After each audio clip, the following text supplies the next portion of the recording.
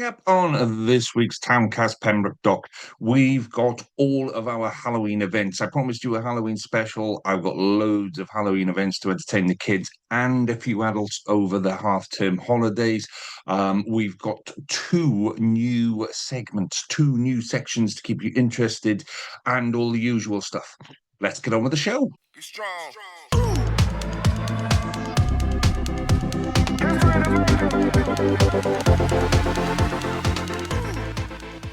Hello and welcome to this week's edition of Tancast Pembroke Dock with me, Lee G. It's lovely to have you all back. Hasn't it been a lovely week? It's weird. The wind and the storms over the weekend have been absolutely crazy, but really, really nice sunrises, really, really nice sunsets. If you've been lucky enough to be out um during like sunset or sunrise, and you look up, it's really, really cool. So yeah, I've been taking a few photos over the last week, but obviously I live in Pembroke, so it would be great. I'm not gonna get to Pembroke Dock for sunrise. It's just not on my thing. Just trust me, that's not happening. Um, but if you've got some cracking photos of sunrise or sunset, then please do share them to our page. I'll put some posters up so you can share them on there because I don't know, there's something very peaceful about it, isn't there? There's something very calming about a nice sunrise or sunset, and it's just a few minutes, and you turn away and you go back and you're like, oh, it's different again, and you don't realize it, sort of a thing. So yeah, share them on our socials. It'd be great to get some good photos of that. So anyway, we're gonna do things a little bit differently this week. We're gonna have a Halloween events special. So I've got loads of Halloween events to share with you, but I kind of rolled them all together with the Pembroke one as well, just because there was so many. Yeah, there's loads there and a little bit further afield as well. So if you want to take the kids out over half term, there's loads of things to do. And I've got two new sections coming up in the chatty bit. We're going to have a look forward and a look back. We're going to have a look at what you remember, so a few old things from the past, and then we're going to look ahead to say, wouldn't it be nice? So, yeah, stick with us. Let's see how it goes.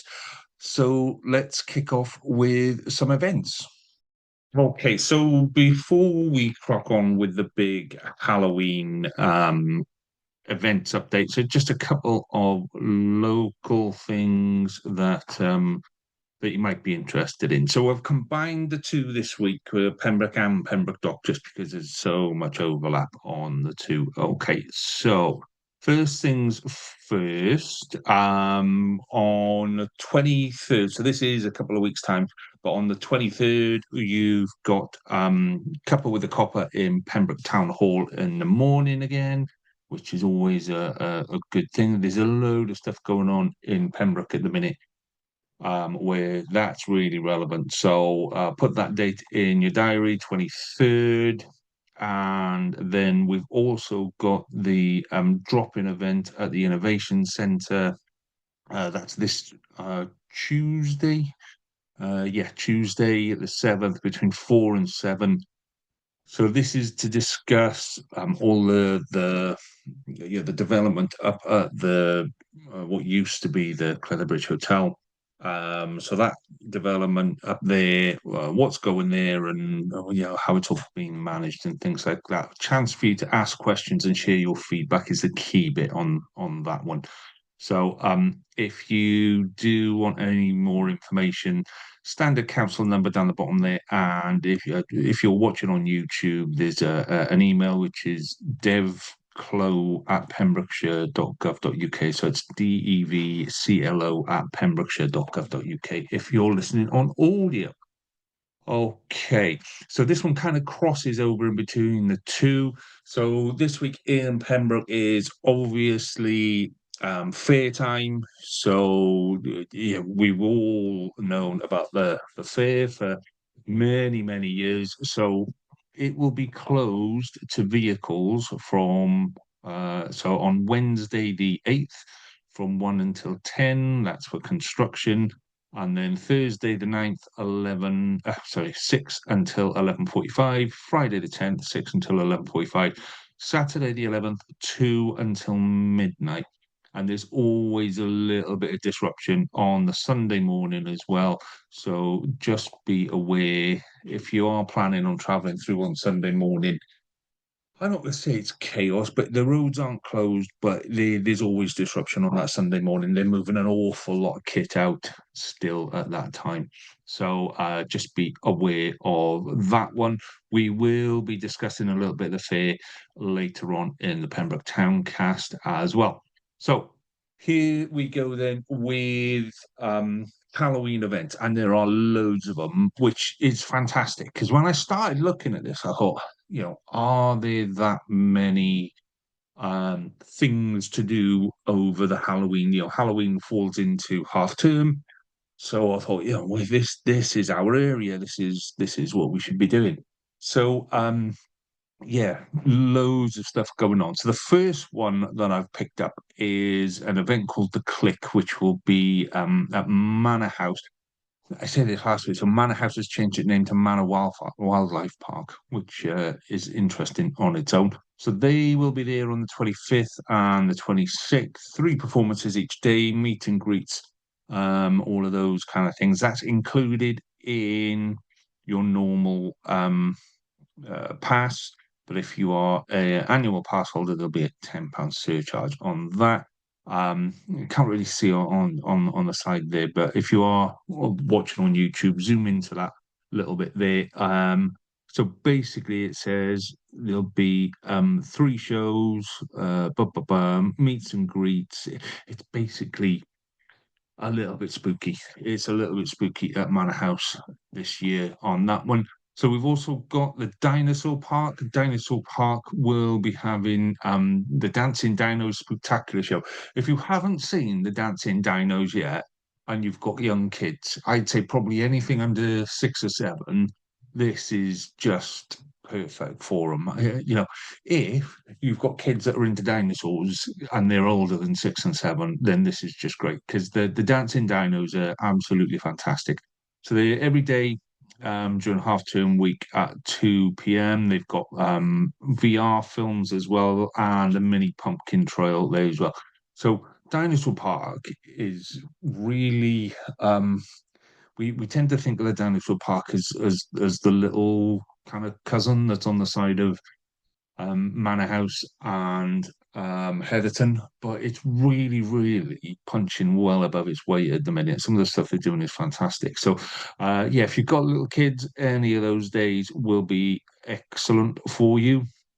If you're into something a little bit more kind of teenage or adult, maybe, this is Heatherton. Now that just looking at the visuals on that from Heatherton, that's scary enough as it is. So this is the Haunted Harvest Hedge Maze, an after dark mini golf. So my understanding on this, so that there isn't a lot more information on this other than it's the maze at night and you're being chased by scary scarecrows. I don't think you need to do any more than that because that for me is enough. So, yeah, 27th to the 31st. That is something that should be absolutely amazing. If you're not screaming coming out of there, then there's something wrong with you. Um, Carew Castle and Tidal Mill. Again, this is a little bit more kind of adult. This one isn't for the kids, but this is a little bit more. Why should the kids have all the fun? Why can't we have fun? Well, just because we're grown-ups. So this is like an after dark event, paranormal investigation, mystery intrigue, blah blah blah blah blah. This is inside Carew Castle. So yeah, it's kind of like a guided tour inside Carew Castle. Now the thing I was told about Carew Castle is about the monkey or the gorilla or the ape or whatever it was um that jumps into the fire and you can still hear the animal scream. Um, so that was one that we were told when we were kids and we went there. So if you've got any other ghost stories around Carew Castle, I'd really like to hear them. It's part of what we'll be doing later in the chatty bit is I remember when, so that'll be a great thing to have when I remember when.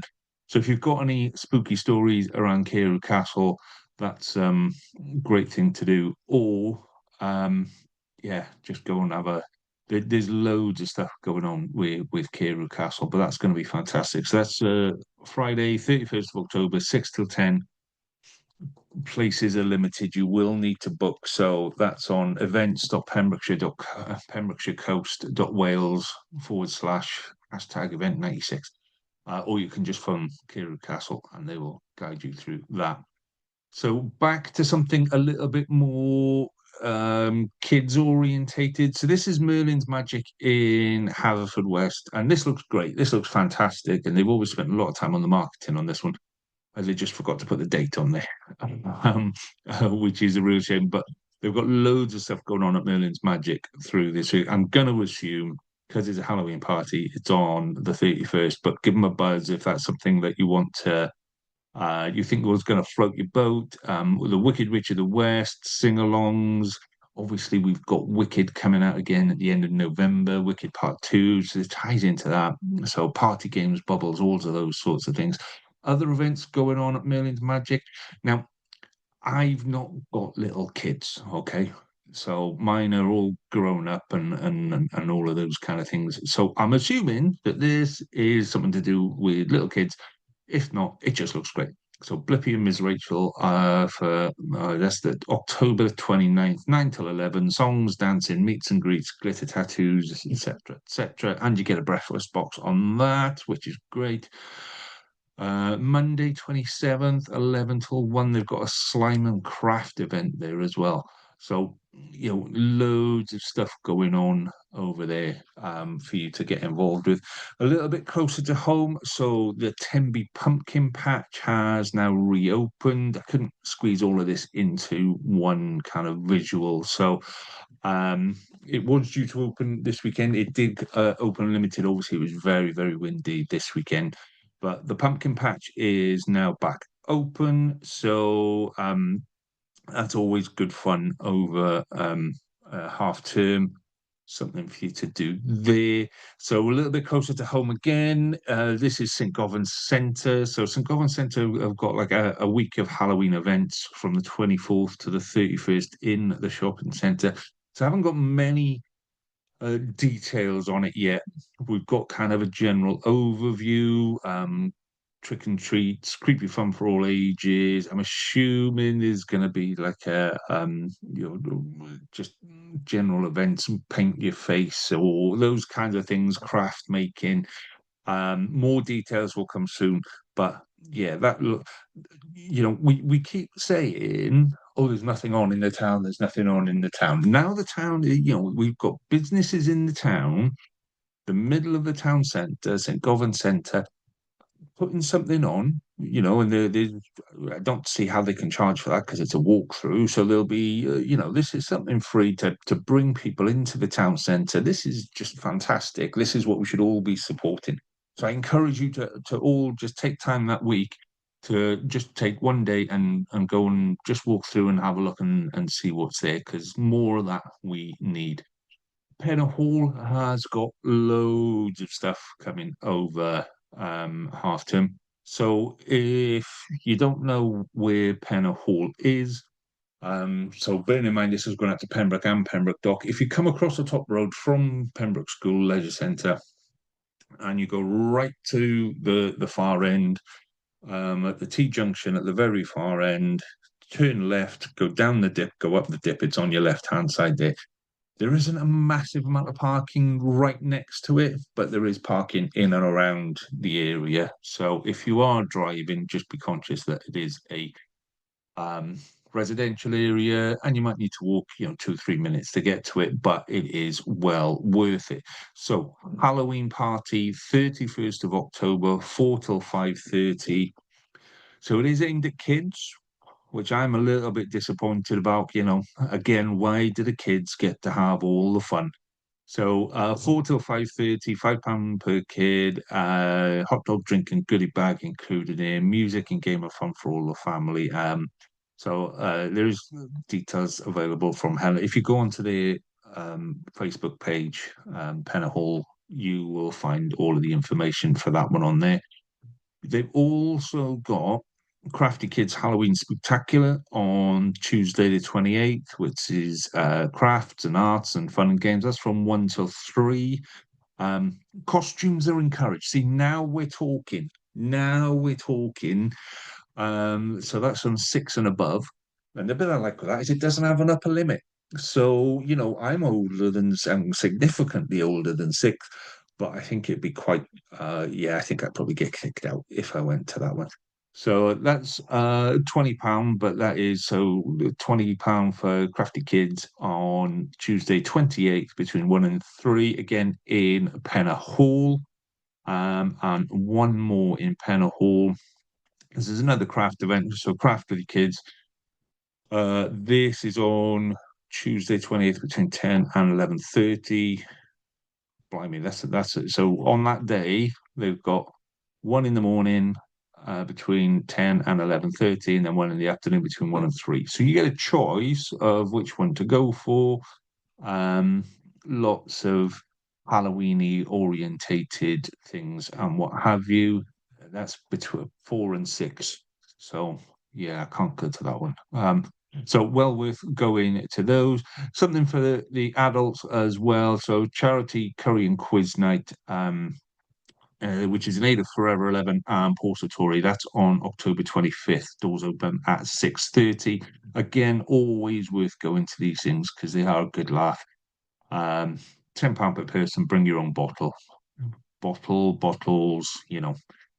So sticking with something a little bit more adult. Now I'm hearing some really, really good things about this. So over in the Torch Theatre, a production of The Turn of the Screw. Okay, so it's a Henry James story adapted by Geoffrey Hatcher, but it's a new production. It's on from the 8th to the 25th of October.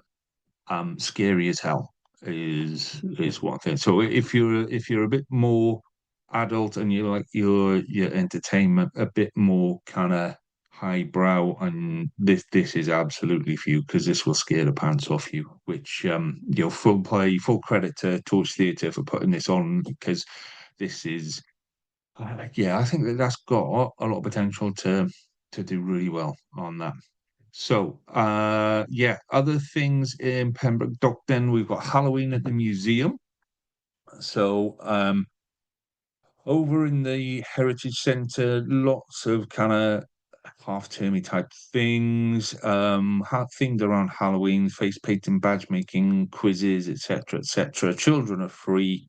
If you've never been to the Heritage Centre, this is a good opportunity. Half term, 28th to 31st, 10 till 4. Get the kids over there and just let them wander. Have a look at the kids' activities and then let them wander and ask questions. Because kids will ask questions, and when they're asking questions, then they're learning. And there's so much stuff in the Heritage Centre for them to learn. It's frightening. Yeah, well done.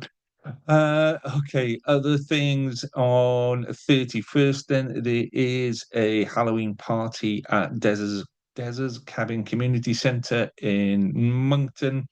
So there's a little bit of a renovation project going on to upgrade the community centre.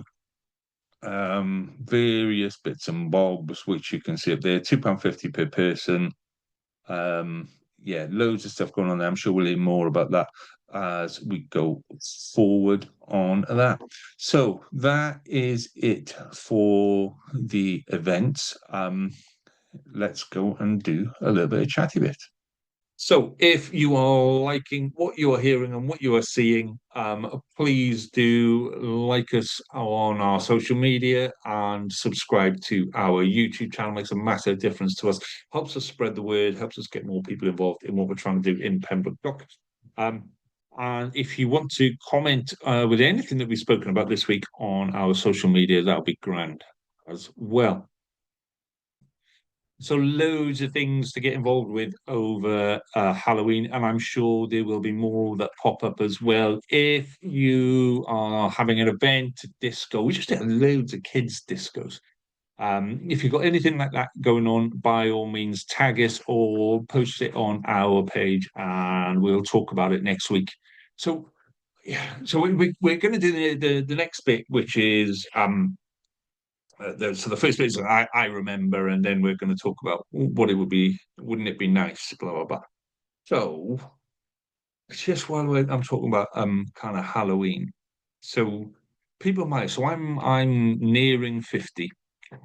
I know I don't look a day over 49, but so when I was in Cubs and Scouts, and there'll be a whole bunch of people that remember this, or you might not remember it.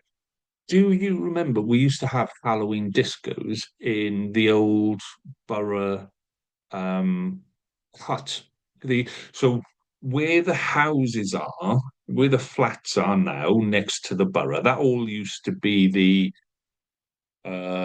changing rooms, the clubhouse, and then down the far end was this crappy old community hut. That was made of wood and falling apart, but it was lovely. And we used to have loads of discos in there, and people used to have parties. I think I remember having a birthday party or two in there. Um, but yeah, so we used to have like discos, and I remember doing a Halloween disco in there where somebody had brought a whole load of black plasticine, and it was a couple of us. It was our job to roll out long string worms of this black plasticine, and then make it into spiders' webs that we then put up around the hall. If you remember that, then that's yeah, do get in touch about that because I remember that just being awesome. I remember having a red pair of shoes for a disco. Why do I remember that? That's bizarre. You know when things come back to you from nowhere, just you don't bump. I had this really cool red pair of shoes with like a white stripe. They weren't trainers, but they weren't shoes, so they're like pumps or whatever. Um, yeah, bizarre. Anyway, but that moves us nicely on to our next session called I Remember When, which is a little bit of a walk down memory lane, a little bit of a. Do you remember this, Joe? Because kids today, we talk to them about what used to be there, and they kind of go, "Nah, that's you're having me on," you know. So yeah, I just want to talk about things that we used to do when we were kids. I'm nearing 50, so um things that I used to do growing up in the dock. I just want to talk about those, and then we'll research some of the stuff before that even way before my time that we didn't know. So we'll go through all of those. But that's what the I remember kind of section as well. So I thought I'd start this week on Conker Alley. So I was explaining Conker Alley to someone a while ago. So kids do play conkers nowadays. It is still a thing, but it used to be massive when we were small. And I'll tell you why it got such a bad reputation was people started cheating with their conkers. So I'll talk about Conker Alley in a minute, but you used to get your conkers and then people would treat them. They would varnish them. They would. I remember somebody putting their mother's clear nail varnish around them, and then they instead of cracking and snapping, they'd shatter, and so you'd hit it, and the varnish, and that's what used to hit people and all of this kind of stuff. So and people used to get proper violent with you cheated with your conkers and all that kind of stuff. But there used to be over in it's still there. It is still there. It's just not the way it used to be. Over in the dockyard, on the so if you go through the gates of the dockyard by the Commodore, which has recently been sold and will hopefully be returned to its former glory at some point in the near future. So through the gates, and then you turn right up towards the Heritage Centre. So this kind of the back. So where the entrance to the Heritage Centre is now, that all used to be a wall, but the way you used to get to the Heritage Centre was around the back and up Conker Alley. And it all used to be very overgrown. The trees, they were massive.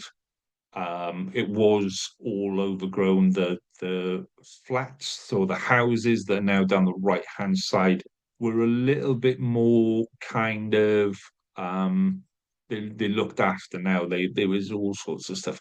So it was really dark, and you'd walk down this alley, and it would come over the top like this, but there were conker trees everywhere, big, massive conker trees.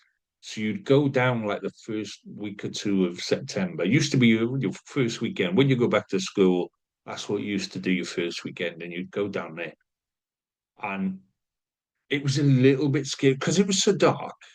It was a little bit scary. Now you may remember going down there and you get a shopping bag, you get your old co-op bag as it used to be back then. Didn't have Tesco's wasn't there when we started. Um, and when we didn't have bags for life or anything, it was just a plastic bag and or your school bag sometimes. And you would literally fill your school bag with honkers. And there would be hundreds of them. I remember when I was a bit older. Well, I don't know why I did it when I was a bit older. I think we were messing around. Um, but I did it. We collected loads of conkers. It took them all home, and I only used about half of them. Only, and we were just messing around with them, and I chucked the rest of them on my dad's compost heap. It just went boom. And yeah, come the summer, there's this forest of pumpkin trees growing out my dad's compost heap. I think there are like 10, 12 conker trees, little mini conker trees growing out there. But yes, we used to go down and we would have. I remember one year having conker fights. So the rule was you weren't allowed to throw them in their shell. You had to take them out of their shell, um, and then you just used to throw them at each other, and you would run up and down this, and you try and just whack each other with your conger.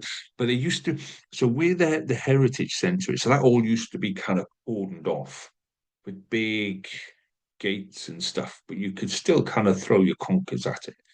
But there used to be a legend that there was a guy that lived inside the heritage centre, um, and he had like two massive dogs or whatever, and anyone that jumped over the fence would get attacked by the dogs and all this. And then a couple of years later, it was like, there's no man in there. There's nobody in there. There were dogs around. You could hear dogs barking, but they must have been from houses that were close to it.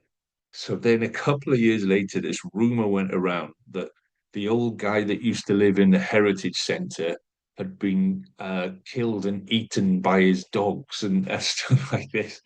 So kid stories that used to go around all just to scare you to not go in the Heritage Centre, which is weird. Which is weird. That was just part of Conquest. I remember one year having a massive bag of conkers. I took a big bag, big, hefty, old kind of like almost like an army bag thing. And the idea was we were just going to fill that one bag and then we were all going to go back and then we were going to tie them up and all of this kind of stuff. And somebody got spooked. I was like picking and putting them in there, and yeah, lovely jubbly, right in they go. And the boys were like three or four mates would kind of go out and get them all, and me and somebody else, we would just sit there and crack the shell and put the thing into there, and then throw the shell at the boys as they were coming back and all that kind of stuff. And so we had this massive bag, and it was really heavy. And then one of the boys got spooked by something, and you can just hear him shouting like "Run, run," and all that kind of stuff. And there must be five or six of us, and everybody just went. swimming, and everybody legged it out. And I've got this massive bag of conkers that's all kind of rolling back and forward that I could barely lift. And they're all buggering off. And I was absolutely convinced. I was desperately trying to catch up with them. I was absolutely convinced that the old man from the Heritage Centre was going to catch me uh, and set his dogs on me or whatever. Yeah, unsurprisingly, he never did. But yes, if you've got any memories of Conker Alley, I've taken my kids, my boys. I took my boys down Conker Alley when they were small, and we did some there. And no doubt, at some point when grandkids appear, I will be taking my grandkids down there as well. It's just a part of Pembroke Dock. It's a part of the history. It's a part of what we do, and I genuinely hope that they never remove the conker trees from down there. It's just a part of childhood going and knowing that there's like 20 odd conker trees that produce conkers every year. Just fills you with joy. Just fills you with joy. So yes, please do share your memories of Conker Alley. If you've got any photos of Conker Alley, please share them as well. That will be fantastic. I'll put some posts up on Facebook. But yeah, if you've got any photos of Conker Alley or your memories of Conker Alley, that would be absolutely fantastic. Next week we'll be doing memories of Woolies in town. So yeah, prepare that one. Like, yeah, about this time of year, Woolies would have started kicking into Christmas preparations. And I spoke about it last week about, it'd be nice to have it back as a community hub and what have you. But just your memories of Woolies, what used to be in there. If you used to work in Woolies, some of the stuff behind the scenes would be great. Getting your CDs, your records on a Saturday morning. I remember that used to be in. But that's all for next week. We'll discuss the joys of Woolies in the town centre next week. If you've got any old photos, share them as well. That would be grand. Okay, let's do the chatty bit for this week. So I'll do a shorter chatty bit, I'll promise. A couple of people asked me, a couple of messages, so messages on Facebook. Fantastic, thank you for that. Somebody asked about will I be doing a shop with t-shirts? Yes, I will. Um, it's not top of my list of priorities at the minute, as you can imagine, but at some point I will develop the shop, and that'll be great. Um, so yeah, people have been asking what's actually going in the old Cleddau Bridge Hotel site up there. That's houses. Okay, what kind of? No, I thought they'd actually done quite a decent marketing job on this. I've seen loads of posts on it way back. So this is my understanding. So, and I'm gonna put this out there before I say this, that if you've got questions, there's a meeting on Tuesday night up at the Bic from 4 till 6, I think it is. Um, I'll find the post and I'll share it on Facebook. So check our socials as well. But if you've got any questions, you can go. Don't need to be a local. I think all of the residents in and around have specifically been invited because it's that's good practice. That's the way to do it. With you're obviously you putting a building site in the middle of a load of houses that just used to crack on as they were, and now you've put a big building site in the middle, and it's not going to be there forever, but people are going to have questions. So that's good. But yeah, if you have got any other questions, that's the time to go and ask them. Is Tuesday. That's tonight. Shit. 4 to 6. So, um, yeah, my understanding of what's going there is it's mainly social housing. I think it's all social housing. So I'm going to say mainly social housing, and it covers both sides. And then some of the questions that people have been posing, is that the right place for social housing? It's too far out of town for social housing and all of this kind of stuff. It's at the top of the hill. Um, I don't really see problem with it, in all honesty. I think what makes a good social housing site is is being in a place where there's an expectation that you look after your house, you look after your front garden, you paint your house regularly, you maintain it. You don't fix cars in your front garden. You don't um you don't let your front garden get overgrown. And if you look at where that is, some of the houses that are going to be up there are just going to have some of the best views in town. If that's social housing and you're waking up every morning and you're looking down the estuary, or this is like I said earlier with the whole sunrise and sunset. You look at the sunsets that you're going to get out of there. I remember standing in the old Cleddau Bridge Hotel for a party of some sort, must have been there, at sunset, and just watching it was at a time of year when it was just setting and you could look right down the river and it was just setting and you just think this is like something from a Hollywood film. You couldn't frame that picture any better. That's going to be somebody's front room view, and if you can't appreciate it, then you probably don't deserve it, in all honesty. So yeah, I hope that it's it's it's a stepping stone for people into fully private housing. I hope it's kind of one of those estates. Um, and it's a nice area around. There are lots of private houses around, and the hope is, the fear is always that social housing drags everybody down. That's the fear, you know. And I don't think this one will. I think it's a relatively small estate within a much larger estate of private houses with a fantastic views right next to the connection routes in and out of Pembroke Dock. Top of the hill, does that make any difference? Uh, the reality is even most people in social housing nowadays do have access to vehicles, and it may be that that is one of the things that, yeah, you have to have access to a vehicle to go live there.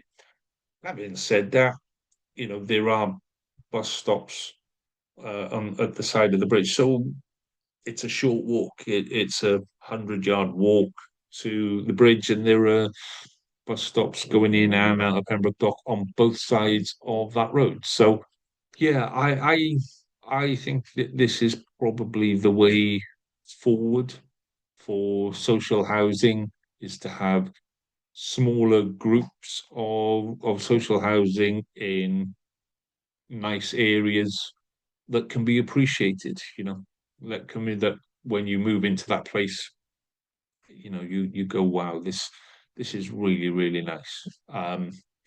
So yeah, that's the hope. Um, I I'd completely forgotten that it's tonight the drop-in event is. So if you are going to the drop-in event this evening, and you can add to the information, or maybe you work on the site, maybe you're one of the controllers on the site, and you can just add a little bit of information, then obviously please do comment below.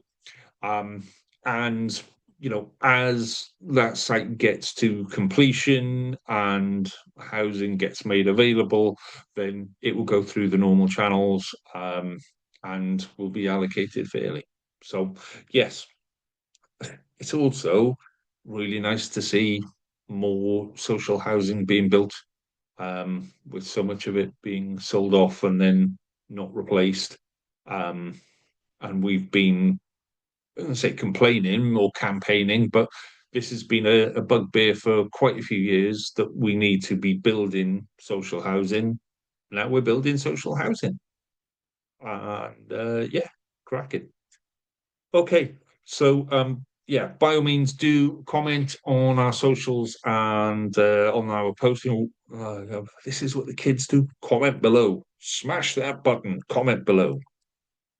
I don't do that. But if you want to comment on our YouTube, post them, please do, because that helps to spread our YouTube channel as well. So, yeah, second bit I wanted to introduce in the this week is called "Wouldn't It Be Nice?" And "Wouldn't It Be Nice" is just it's a small things going forward that we can look forward to and go, "Hey, do you know, it would just be nice if, or if we could just do this, things like that. Ideas that will make the town a little bit nice. It's going to solve the world's problems, or solve third world debt, first world debt. It's going to fill the bellies of kids around the world, but it might just make our town a little bit nicer on that. So, my wouldn't it be nice for this week? And I know I'm looking a little bit further down the line, and probably even 12 months down the line, that we wouldn't be able to pull this together in time. But I've said this a couple of times about having a Christmas event in our town centre. Our town centre is primed for it. Our town centre is made for hosting events. It's it is so easy to host events in our town centre. Because of the grid system, it's quite tight, it's quite compact. You can put stuff in an area. So can we do something for Christmas? Whether it's a Christmas fair, I like the idea, and this is what I was my wouldn't it be nice of having a Christmas Mardi Gras where so it's not necessarily a carnival, you know, but it's almost like a massive fancy dress party in the street. If that makes sense. So you do kind of like move back and forth, but you have kind of different sound stages. You might have different bands playing. You might have different pubs, different beer, different alcohol vendors, your different snacks, all down, Diamond Street from the top down to the bottom, and then maybe you'd have a live stage down. Remember years ago, and this somebody said this to me the other day, and I went, "Oh God, yeah." I'm having lots of these moments at the minute where somebody will say something and a thought will just ping out from the middle of nowhere and go, "Oof, remember when?" Um, so we used to have every Christmas there used to be this massive, not piano, but like a display that would almost like a glockenspiel display, but it had a big thing on the back of it to it with like little animated dancing figures, and then it would play Christmas songs, but it would play it on a glockenspiel, and it was really nice. So we can do these things. We've done them in the past. Just takes people and effort and desire. And I think we're ripe for it now. I think Pembroke Dock is ready to do that again. So yeah, a Christmas Mardi Gras party where everyone kind of dresses up in whether it's a Christmas jumper, elf suits, Grinch suits, whatever, just dress as a Christmas tree, but it would be like a fancy dress kind of parade-ish, but then it would be a party, and yeah, you get where I'm going to on this. So that's my kind of wouldn't it be nice for this week? A town fancy dress Christmas party in the main street, Christmas Mardi Gras. I mean, that for me, just yeah, that's tick that box. Thank you very much on that. But yeah, please do comment on our socials on that as well. I'll put some stuff up about that, and I would love to hear what you think would be nice in our town. Wouldn't it be nice? And please avoid the obvious ones where we're just subtly having a go at somebody. Let's genuinely think about how we make our town a little bit better when 1,000 small steps rather than 10 great big ones. is the idea that I've got. So just a quick interlude to say if you fancy joining us, if you're sitting there and you're going, I could do this.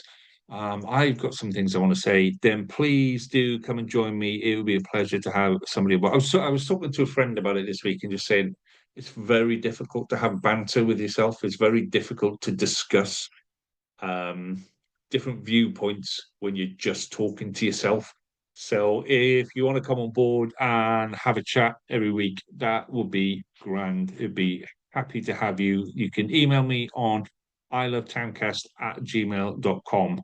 And if you're listening in another town and you think, yeah, I want to set this up for my town, then please do drop me a line as well because I am trying to set them up all around the county, and that would be tickety boo as well. Okay, let's move on. So we'll do again. I'm going to do a joint Pembroke and Pembroke Dock kind of sports results just for this week. Next week we'll switch back to normal service. So in the rugby, then this week no game for Pembroke because it's a 9-team league, so it's the bye week this week. Quins went down 25-7 to Ponteberem at home, which is a bit disappointing. Results from week before, just in case you missed them. Quins beat Llanybother 38-5. Pembroke lost 41-10 to Tenby Athletic. So we can kind of start to have a look at the league. This is a bit strange where Crimmock Bulls only played the one game, but yeah, you can see Quins Pembroke kind of mid-table-ish there. Um, we're only 3 games in, or 1 game in if you're the Bulls, but uh, plenty of stuff to look forward to. Let's say on that. I have got a very quick result from netball club. So Pembroke Netball are on Facebook, and I say every week, send me your results. I'll post them up. So the only result I can find on Pembroke Netball is the under 10s. The Panthers won against Tenby Sapphires 14-5 on there. So if anyone's listening from Pembroke Netball Club, I would love to put your scores up for everyone to see. That would be fun, dabby dozy on that. So the same goes for the hockey club as well. If you're involved in the hockey club, send me the results so I can send them out for everyone to see on that. Okay, let's have a little look at the football. So only 1 game happened in Division 1 yesterday, which didn't involve any of our sides. So we'll go straight down into Division 2. So in Division 2, Carew Reserves lost 6-2 to Moncton Swifts Reserves, which is a decent game between the two of them. They're down into Division 3. Again, not many games on over last weekend. Nothing for us to see in Division 3. Division 4, I'm assuming it's going to be similar. Got a few more there in Division 4. Excellent. So Hundleton gave Solver Reserves a bit of a tanking, which is good because if you remember the week before, Hundleton went down 11-3 the week before. So good bounce back from Hundleton. 6-1 went over Solver. I think that's it for us in Division 4. Yeah. Division 5, then again, there's not going to be many results. Oh my God, Kilgetty lost 12-1 to Haverford West Reserves. Oof. Loreni Reserves beat Broadhaven 6-3. That is pretty much it. So, yeah, there were other games on last weekend, but I'm just going to cover the league. So I'm going to come back up to Division 1. We're going to do fixtures for the coming week. So 11th, these are fixtures for 11th October. So Carew will host Gurrick United. Moncton Swifts will host Narberth. Penn Robins are at home against Fishguard Sports on those ones. Moving into Division 2. In Division 2, fixtures for this week. Carew Reserves travel to Johnston. That's going to be a good game. Monkton Swift Reserves travel to Neyland on that. So Division 3 then, you've got Pembroke Borough travelling to Haverfordwest Cricket Club on that one, and then you've got Letterston and Lorraine. So Lorraine playing away in Letterston, Penrobin seconds travelling to St Clair's on that one. Down in Division 4, into Division 4, and we've got Hundleton hosting Milford United Reserves, and that's another tough game for them. Angle travelling to Newport Tigers. We saw what the Tigers did to Hundleton, so that's going to be an interesting one. Manorbier travel to Prendergast Villa. St Florence host Neyland on that one. So Division 5. Division 5, you've got Lorraine Reserves hosting Prendergast Villa. Pembroke Borough Reserves hosting St Clair's Reserves as well on those. So rugby fixtures for next week then. Pembroke will host Langham and the Quins will host the Plymouth Bulls as well.